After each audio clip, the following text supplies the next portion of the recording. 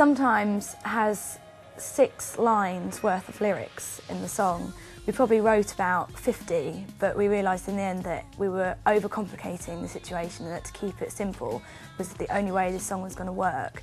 It's probably the most pop sounding of songs on the record, and there's sort of a bit where I'm sort of doing a ooh bit and it's sort of pitched up and I sound a bit like a chipmunk, but something about the song is just very, very catchy, and in its simplicity I think it's sort of perfect where it is on the record as to break up some of the intensity. Well, I found myself in a world of pain and I thought I'd try to get away.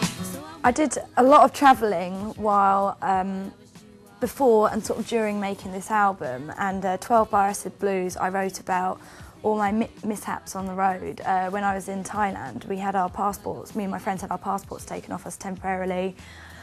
We had some awful sort of near-death experiences when going through, sort of doing some jungle treks, and all sorts of fun and games we had on them trips. We were up for anything, and usually sometimes things did go wrong. And also, when I was travelling a lot, my dad thinks that when I have a problem I run away from things.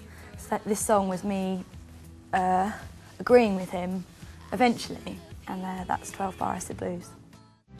Time on this is broken, to give it more. Make It Right is a song that took me a while myself to think that over some of the other songs that didn't make it onto this record. It took me a while to realise that this song should be on the album. For me it was a grower, but for everyone around me, my A&R man, my manager, this was an instant track to go on the album. So this is one of them instances where I had to listen to the people around me.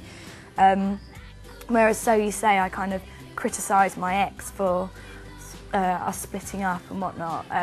On Make It Right, I criticised myself and kind of sympathised with him for having to put up with me.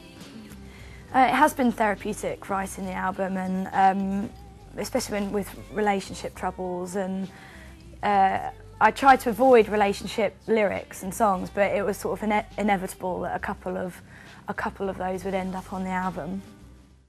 I'm coming up for air. Coming Up for Air is quite a defiant song. It was, I wrote it it's probably the second last song to go on the album, and Maris de Vries did the additional production at the end, so he put lots of bells and whistles on at the end. But the Coming Up for Air lyric is probably me just wanting to get the hell out of the studio.